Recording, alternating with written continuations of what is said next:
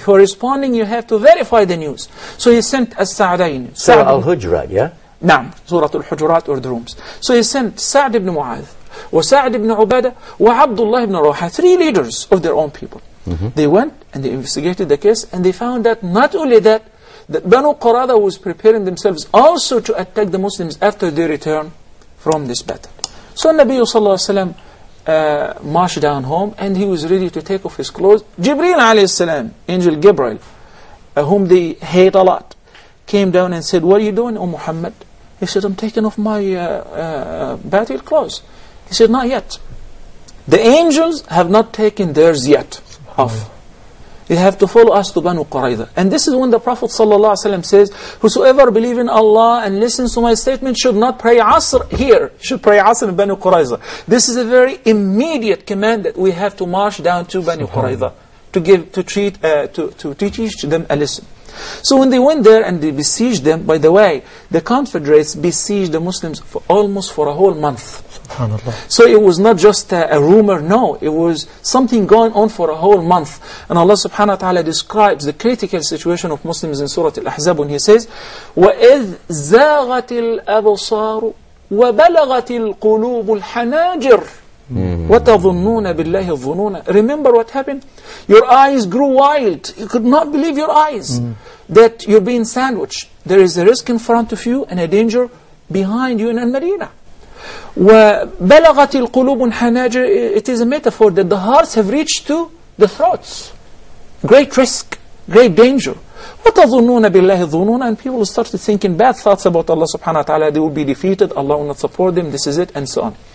So that Nabi sallallahu alayhi wa sallam marched down to Banu Qurayza, and they besieged them. There came Al-Aws, a tribe of the Muslims, and they said, "Ya Rasulullah, Banu Qurayza, the Jewish tribe, were our allies in Jahiliyyah before Islam. Would you give them a break and so on?" He said, "Would you accept the ruling, the judgment of your own leader, Sa'd ibn Mu'adh?" They all, fine. They said, fine, this is it. So they all agreed to agree and comply with the judgment of Sa'd ibn Mu'adh. Sa'd ibn Mu'adh came, and his ruling and his judgment was as the following. He said that their warriors should be killed for their teacher, because they betrayed. And they posed a great threat to the Muslims right on the battlefield. They provided the enemies with war supplies and with food.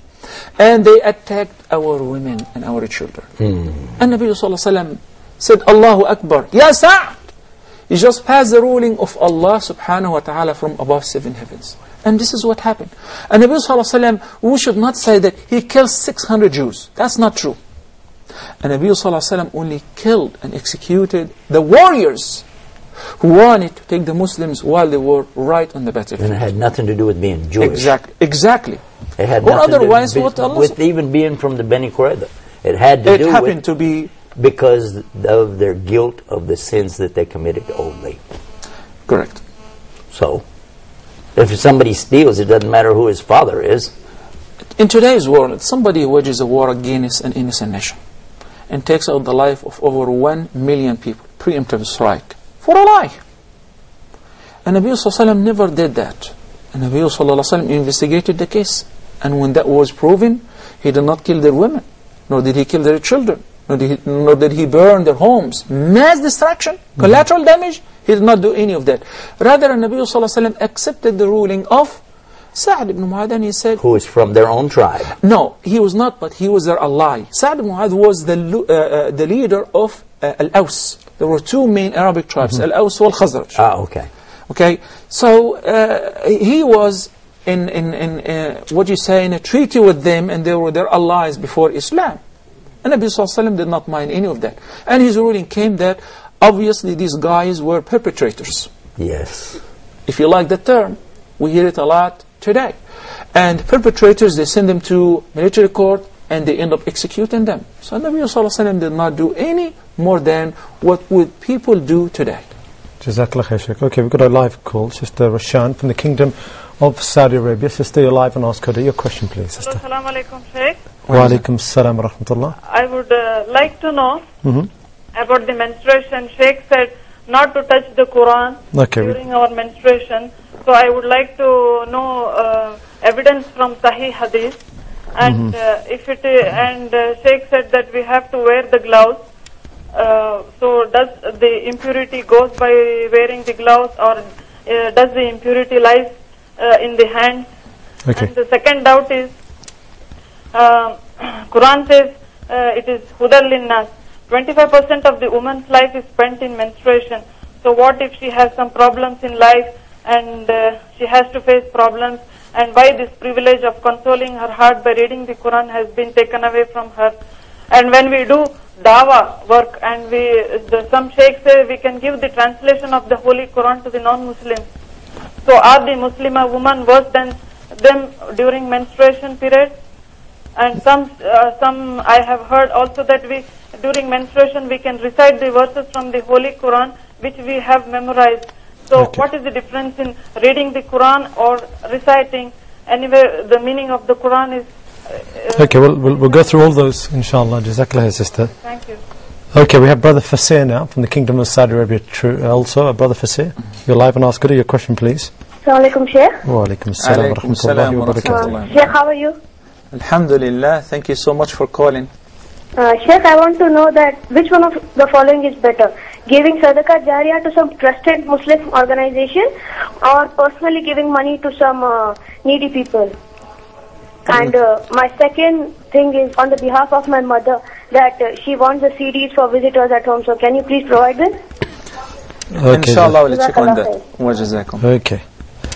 That's Brother Fasir from the Kingdom of Saudi Arabia, our young viewer there. Jazakallah khair, brother, for your questions. Sheikh, we had a question before, and it's from Sister Jumana from the United Arab Emirates, regarding using beads to recite, to do dhikr and adhkar on, and some of these beads are called misbah in the Arab world. In other words, they're called rosary beads. So Sister wants to know, are we allowed to use this? Since I like the viewers to enjoy talking to Shaykh Yusuf, I would try my utmost to make my answers very brief this episode, inshallah. Okay. As far as using beads in tasbih, or what we call it actually from the action of making tasbih, or say the tasbih, or the misbaha as the Arab like to call it, it is neither bid'ah nor is it haram. But it is preferable that one should make tasbih on their finger joints, because there is a sound hadith that the Prophet ﷺ was addressing a group of women, and he said to them, اعقضن بالأنامل فإنهن مستنطقات, that your finger joints will be given the power of speaking out on the Day of Judgment. So they're going to say that, oh Allah, do not punish us because He used to make tasbih on us. So if we're talking about something that's allowed but there's something better, in this case we should adopt what's better. But it was mentioned that some people, some companions, some tabi'een, they used to count the pebbles or the stones to keep track. Yeah. Okay, I want to warn against one thing. Some people take the misbah or the tasbih as a fashion. I've seen some people wearing the tasbih around their neck, as this is a symbol of being a Muslim, or following this sect of Islam. Islam should be only one party, following the Quran and the Sunnah. The tasbih does not represent anything. The misbah itself does not represent anything. But it is your sayings by the tongue and reflection by the heart. So that's why we've noticed some people making tasbih, keep moving the beads while they're talking, or watching a movie, or reading the news. So it's not the action of moving or counting on the tasbih, rather it is pondering the heart by the heart and saying it by the tongue. So the brief answer is, using the misbah is not haram, but it's preferable to make the tasbih on your finger joints. Jazakallah khair. Okay, I've got this question from Sister Safar now from Jordan. Sister, you're live and ask her your question, please, sister. Assalamu alaikum. Wa alaikum assalam wa rahmatullahi wa barakatuh. I have a question for either one of the sheikhs who might be able to answer, inshallah. I am a revert from the United States, which I'm sure sheikhs identify with. Then that question is to Shaykh Yusuf. And I had moved to Jordan with my family, so my children can learn Arabic and Islam and the whole thing. But of course, my Christian family has had a major problem with that. What is the best thing to do and how to react to them as to not cut them ties, as is said in the Quran? Okay. Jazakallah, sister. I would kindly Safa. request Sheikh Yusuf Yes. to answer this question right now. You've got the question there, Sheikh. How to treat your family if they're Christians and you've become a Muslim, you've moved away from them? I want to always caution anyone who comes to Islam about this subject. I'm one of the people who made the big mistake in the beginning of being way too harsh on my relatives when I entered into Islam. I was what we call gung-ho, immediately telling everybody, oh, Islam, Islam, you have to know it's Islam, you're going to go to hell. You know, it's really, the background that I had as being a preacher was coming over into being a Muslim. But actually, Allah subhanahu wa ta'ala is very clear on this subject in numerous places, but I'll give the reference that I usually use is in Surah Luqman. If you go by the numbers like I do, it's chapter 31. And in here, Luqman is giving the advice to his son and telling him how important it is to obey the parents in everything except Allah. Except for what? Except if they have you to worship something of which you have no knowledge, meaning other than Allah subhanahu wa ta'ala.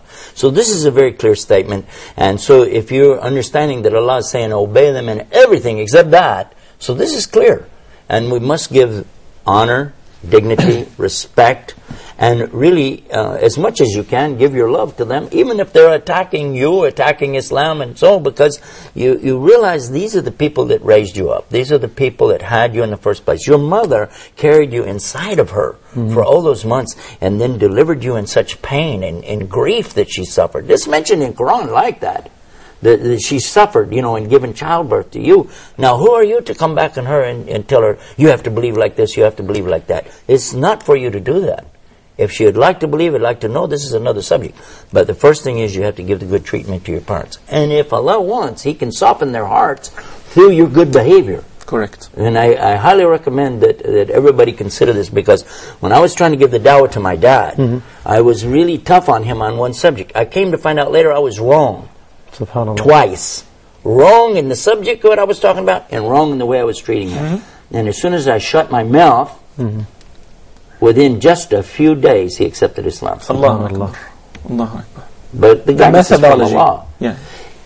What do you call that? Manhaj? Manhaj. In Arabic? Manhaj? No. The manhaj of Rasul was never like to be, you know, aggressive to the people and tell them, hey, you better accept Islam, or, you know, or to turn your back on them, to leave them. Because Allah tells us in the Quran about that, don't break the ties of the arham, which is the plural of raham. And raham is from the rahama, or the mercy. Correct. And in Arabic, instead of saying uterus or womb, you have a beautiful word. It means the place of mercy where you're conceived. Isn't that beautiful? Isn't it? Is. I love Islam. You know, Sheikh Yusuf, I wanted to share this beautiful news with you.